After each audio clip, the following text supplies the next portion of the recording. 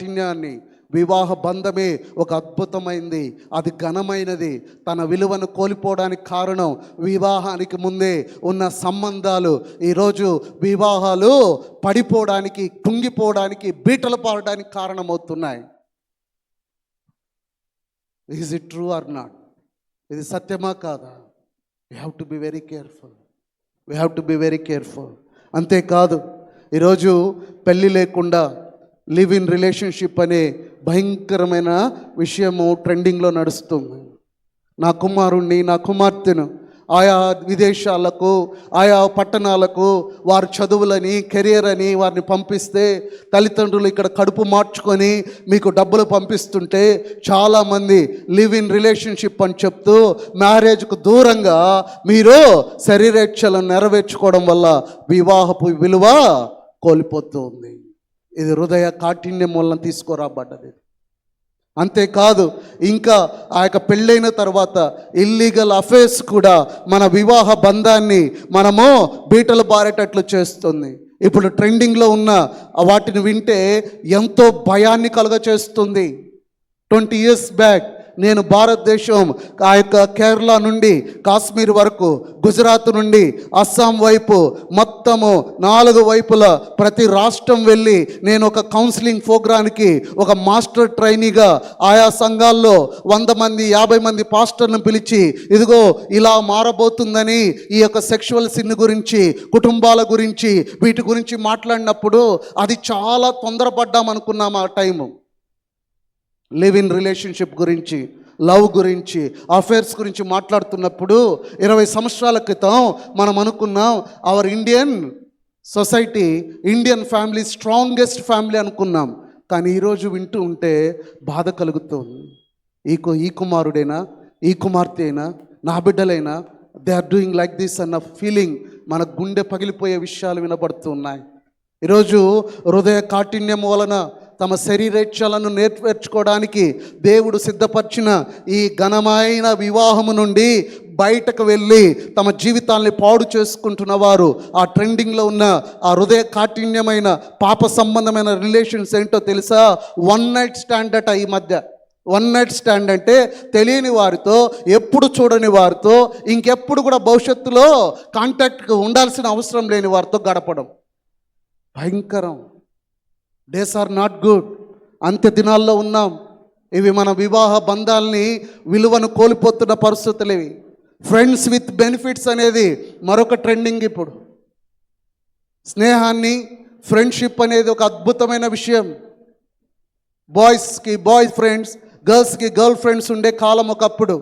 ఇప్పుడు boys and girls together, వాళ్ళకి ఇవ్వబడిన చదువు, వాళ్ళకి ఇవ్వబడిన ఫ్రీడమ్, వాళ్ళకి ఇవ్వబడిన అనుభవాన్ని బట్టి ఫ్రెండ్స్గా వాళ్ళు ఇళ్ళకు రాగలుగుతున్నారు, వెళ్ళగలుగుతున్నారు. అయితే ఆ ఫ్రెండ్షిప్ను కూడా చెడగొట్టుకొని హృదయ కాఠిన్యం వల్ల ఫ్రెండ్షిప్ విత్ బెనిఫిట్స్ అని నాట్ ఓన్లీ అన్ని అవసరాలు కాదు, వారి శరీరేచ్ఛలు కూడా ఆ బంధంలో నెరవేర్చుకునే భయంకరమైన కాఠిన్యంలోకి ఈ లోకం ఉంది.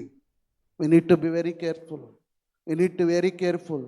ఇది వివాహ బంధాల్ని బీటలు పారుస్తుంది, వివాహ విలువను కోల్పోయేటట్టు చేస్తుంది. కఫింగ్ రిలేషన్షిప్, ఓపెన్ రిలేషన్షిప్, ఇంకా ఎన్నో దేవుడు నియమించిన ఆ పరిశుద్ధమైన వివాహ బంధాన్ని కాదని మానవుడు తన హృదయ కాఠిన్యాన్ని బట్టి, వ్యభిచారాన్ని బట్టి, భయంకరమైన శరీరేచ్ఛలను నెరవేర్చుకోవడానికి ఆ మానవుడు పరుగులు తీస్తూ ఉన్నప్పుడు వీడు ఇలా ఉండడం మంచిది కాదని వాడిని ఒక సరైన రీతిలో వాడిని నియమించి నిలబెట్టి వాడిని పవిత్రమైన రీతిలో వారి శరీరేచ్ఛలను నెరవేర్చుకోవడానికి దేవుడు సిద్ధపరిచిందే ఈ శ్రేష్టమైన వివాహం. ఈ శ్రేష్టమైన వివాహం.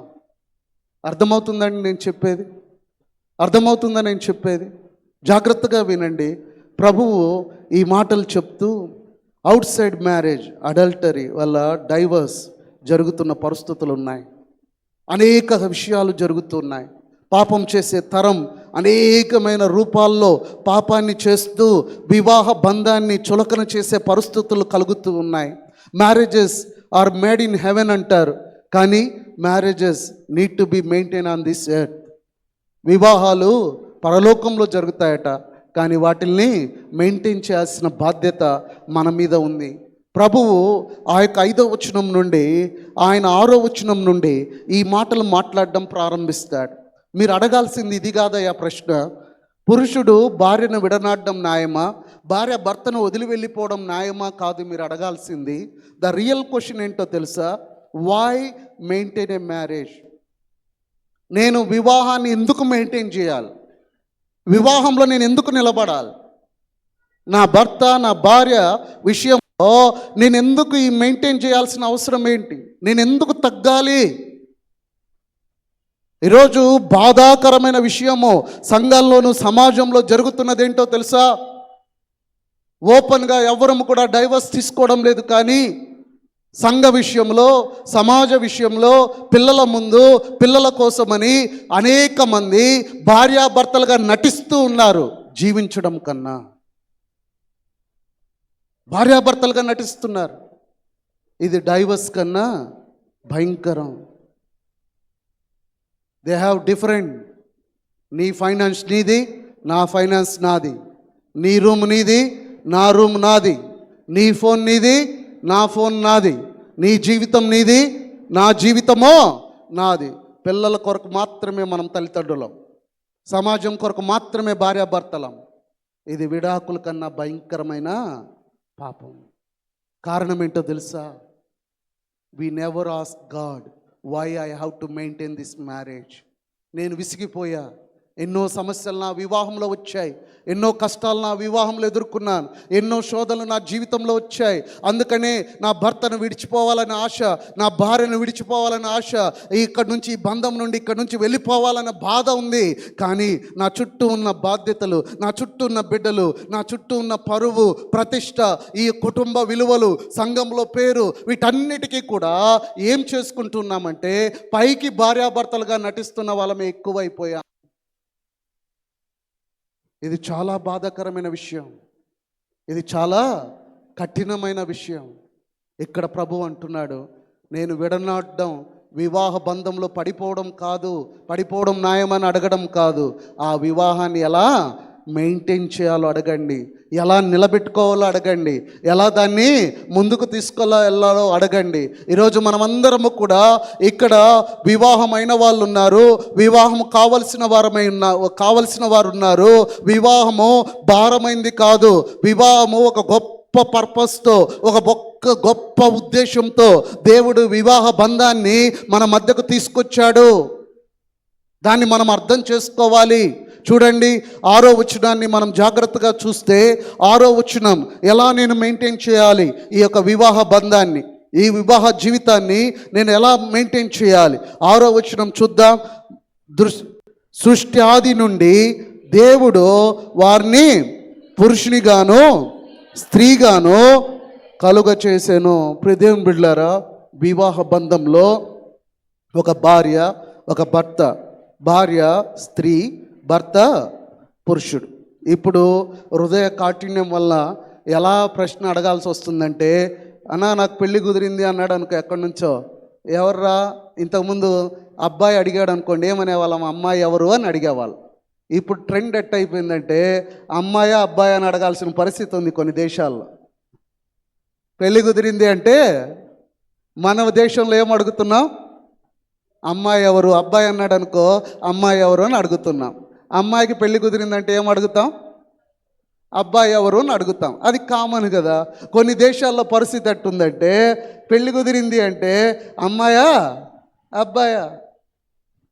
హృదయము ఎంత భయంకరంగా చెడిపోయింది అంటే, పురుషుడు పురుషునితోనూ, స్త్రీ స్త్రీతోనూ, పురుషుడు జంతువులతోనూ, బొమ్మలతోనూ వివాహాలు జరిగిన అనేక అనుభవాలు మనము సోషల్ మీడియాలో చూస్తూ ఉన్నాం. ఎందుకు జరుగుతుంది?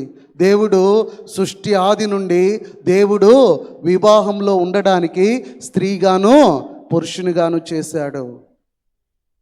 నా జీవితంలో ఒక పురుషుడు ఉన్నాడన్నా, నా జీవితంలో ఒక స్త్రీ ఉందన్నా, వాళ్ళిద్దరినీ ఆ రీతిగా ఆయనే యాక్షన్ రూపంలో, కార్యరూపంలో, నరుడు ఒంటరిగా ఉండటం మంచిది కాదని తెలిసి ఆ నరునికి కావలసిన సాటి అయిన సహాయాన్ని దేవుడే దాన్ని చేసిన అనుభవాన్ని ఆ ఆదికాండం 1వ అధ్యాయం 2వ అధ్యాయంలో మనం చూడవచ్చు.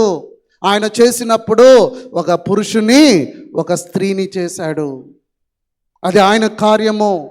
నా భార్య నన్ను విడిచిపోవాలనుకున్నప్పుడు, నా భర్త నన్ను విడిచిపోవాలనుకున్నప్పుడు, నా భార్యను నేను విడిచిపోవాలనుకున్నప్పుడు, నా భర్తను నేను విడిచిపోవాలనుకున్నప్పుడు దేవుడు నిన్ను ఎలా చేశాడో ఒక్కసారి జ్ఞాపకం చేసుకో. నిన్ను ఒకరి కోసం ఒకరిగా ఆయన సృష్టించాడు. ఆయనను బలమైన వాడిగా, నీకు అధికారిగా ఉండడానికి, ఆయన నిన్ను శిరస్సుగా ఉంచడానికి, మసికిలేని బలాన్నిచ్చి శక్తినిచ్చి నిన్ను పోషించేవాడుగా ఆ భర్తను నిలబెట్టాడు. అలాగే భార్యను ఆ యొక్క బయాలజికల్గా, సైకలాజికల్గా డిఫరెంట్ వేగా ఇద్దరిని ఆయన ఏర్పాటు చేసి, ఆమె శారీరకంగా బలహీనరాలయ్యి ఆమె నీ మీద ఆధారపడేటట్టు ఆమెను ఆయన చేశాడు. ఈరోజు మనం ఏమంటున్నామంటే, ఆయనేంది పోషించేది నన్ను? అమ్మాయి అంటది, ఏమంటది? ఆయనేది నన్ను పోషించేది, నాకే అవకాశం వస్తే నేను కూడా లక్షలు సంపాదిస్తా, నేను కూడా ఏం చేస్తా? లక్షలు సంపాదిస్తా.